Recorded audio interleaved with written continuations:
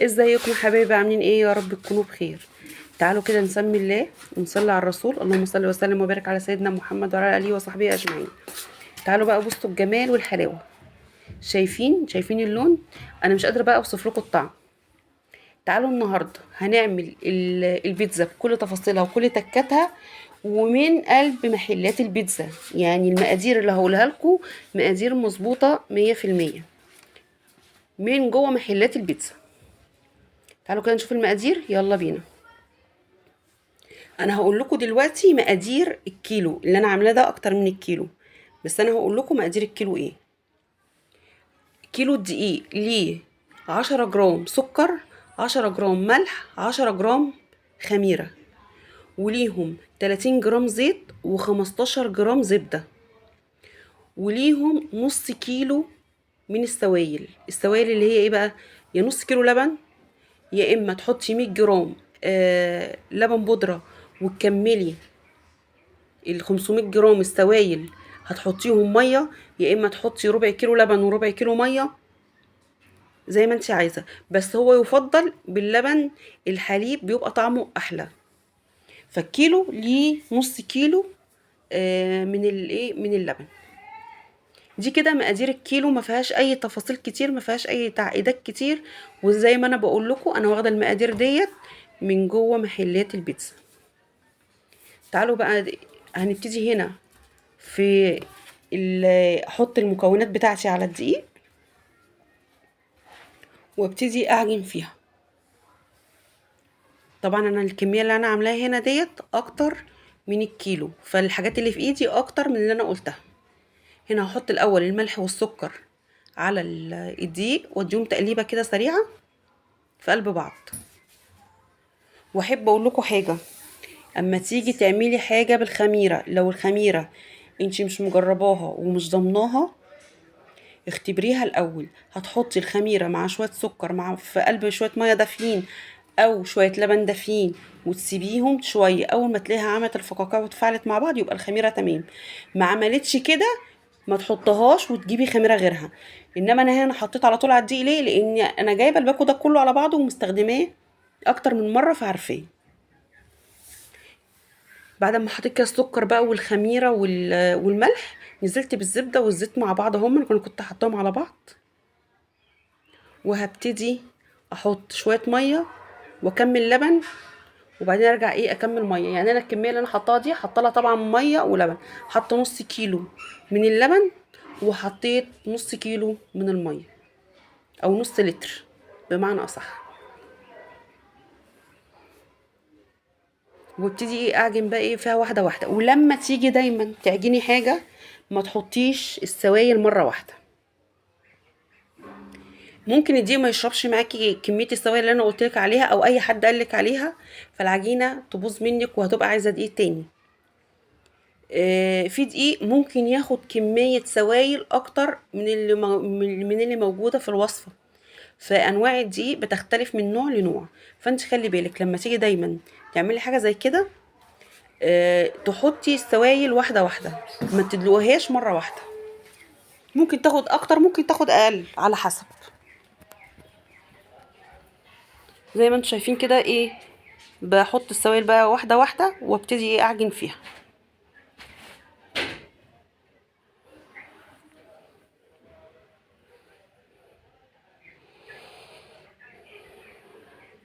ولازم تلمي دايما كده الجوانب. دي الناحيه دي شويه ميه، الناحيه دي بصوا بقى ابتدت ايه تلمي اهو. وانا برضو لسه يعني ما فضيتش السوائل كلها مره واحده اهي. شايفين بالمنظر ده كده. واي عجينه عشان تطلع معاكي صح لازم تعجنيها بضمير. تعجنيها بضمير، يعني ايه؟ تديها حقها في العجن. يعني مثلا تديها 5 دقايق كده عجن مظبوط، تطلع العجينه معاكي ناعمه مظبوطه، هتبقى زي الفل. لكن استعجلتي في عجنها وكروتي مش هتبقى حلوه معاكي. زي ما انتوا شايفين كده. وعجينه البيتزا لازم تبقى بتلزق بس ما بتعلمش في الايد. تمسكيها كده تلزق في ايدك، لكن ما تعلمش في الايد. بالمنظر ده كده. طبعا انا هنا كده بوريها لكم اهيت. هغطيها واسيبها تخمر، وطبعا احنا في الحر ده هتخمر بسرعه. والعجينه ادهنيها شويه زيت كده من فوق عشان خاطر اللي هي ايه، ما تعملش القشره اللي هي تبقى الناشفه اللي فوق ديت. فادهني العجينه بشويه زيت.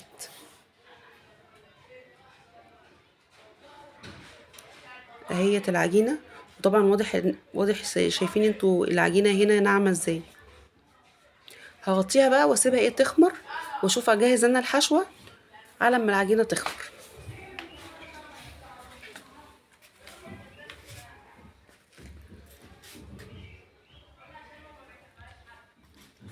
تعالوا بقى بصوا كده العجينه خمرت وبقت عامله ازاي. وايه، انا عايزه اقول لكم في الحر ده العجينه ما كملتش معايا ربع ساعه وبقت بالمنظر ده.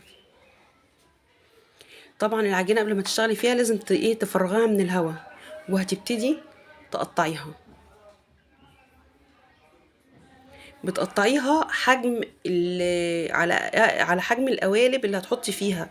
يعني مش كله، مش انت هتعملي مثلا كلها مقاس واحد. ما في مثلا صينيه اكبر من صينيه، فانت بالتقدير كده تعملي على قد ايه الفرم اللي انت هتعمليها. بصوا بالمنظر ده. انا عايزه اقول لكم على ما خلصت تقطيعهم، اللي انا كنت مقطعهم في الاول دول خمروا اكتر من، بصوا حتى شايفين الشكل. بصوا خمروا ازاي، وبصوا اللي انا لسه مخلصه تقطيعهم الصغيرين دول، ودول اللي كانوا متقطعين في الاول. هغطيهم اريحهم على ما برضو ايه اجيب بقى الحاجات اللي انا جهزتها. ديت معايا الموتزاريلا اهيت، وانا قلت لكم قبل كده انا بستعمل موتزاريلا ريكوناتا. فضيت منها شويه هنا في السلطانيه معايا عشان تبقى تحت ايدي على طول. تعالوا بقى اقول لكم الحشوه. انا عامله حشوه سهله وبسيطه، مفيش اسهل من كده. بصوا فلفل الوان، ومعايا بصل وطماطم وفلفل حراق، ده اختياري مش اساسي معانا. بس انا و...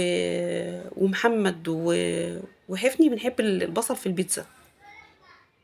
وده معايا لانشون، بصوا انا مقطعه دواير صغيره ازاي، وزيتون شرايح، وطبعا كاتشب. مفيش عندك صلصه بيتزا حطيها، مفيش استعملي كاتشب زي ما انا استعملت. ومعايا الصواني اهيت. وهجهز بقى الحاجه كده. بصوا بجهز بقى الحاجه كده على جنب عشان نبتدي ايه نشتغل.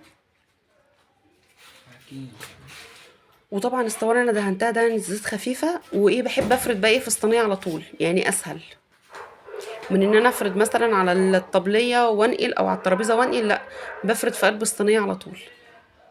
وطول ما العجينه بترتاح معاكي بتتفرد معاكي بصي بمنتهى السهوله وناعمه تحت ايديا. في حته بقى جايه انا ما صورتهاش. جمال، لا يا ماما انا عايزك تتنيني الحروف بتاعتها يا ابني. ما هو الحروف لما اتنيها هحط فيها موتزاريلا. قالك لا انا عايزها متنيه ايه من غير موتزاريلا عشان تبقى مقرمشه زي اللي بره. طب تمام، تنيت له الحروف كده زي ما انتوا شايفين كده وعاملينها بايه التقاطيع اللطيفه ديت. وبعد كده جبت الكاتشب بقى بالمعلقه وايه وادهن البيتزا، وهدهن برضو الحروف عشان تبقى حمرا معايا.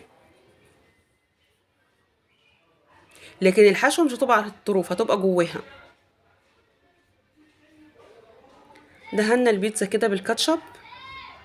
وهبتدي الاول احط طبقه جبنه من تحت، طبقه خفيفه وليست بالكثير. احط الاول شويه جبنه بالفعل كده. وبعد كده ابتدي بقى ايه هرش رشه فلفل الوان، احمر على اصفر. عايزه تحطي اخضر مفيش مشكله. اللي انت عايزاه يعني. عامه حشوه البيتزا دي اي حاجه بتفضليها تحطيها فيها. فانا انا كنت عايزه اعملها بالبيبروني بس ما لقيتش. قلت لا مفيش حاجه هتقف علينا بقى. بصوا حاطه فلفل الوان متقطع مكعبات وشرايح. قمت جايبه اللانشون وماسكاه مقطعاه دواير كده عشان يبقى ايه شبهه. ونرصه على الوش، وهحط كمان الزيتون ورشه جبنه وكده على الفرن.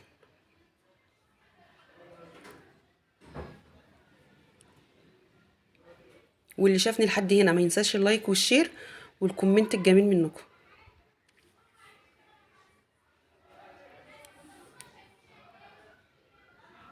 طبعا بعد ما بتحطي الزيتون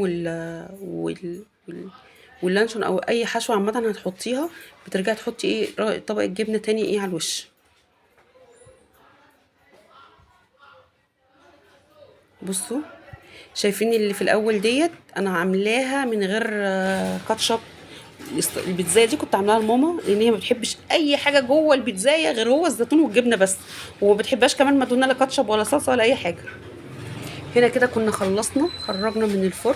انا عايزه اقول لكم احنا قبل ما نسوي اصلا الباقيين احنا طلعنا وكلنا. شايفين بالمنظر ده؟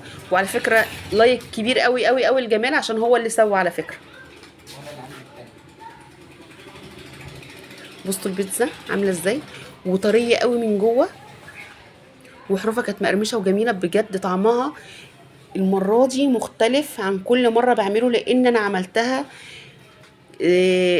زي ما هي بالظبط كده. بقى انا اكون عملت معاكم البيتزا بكل تفاصيلها بكل تكاتها من جوه محلات البيتزا بالتفاصيل بتاعتها. لايك وشير، ولأول مرة يشوفنا يشترك ويفعل جرس الإشعارات، وما تنسوش يلا الكومنت، واشوفكم في فيديو جديد. سلام.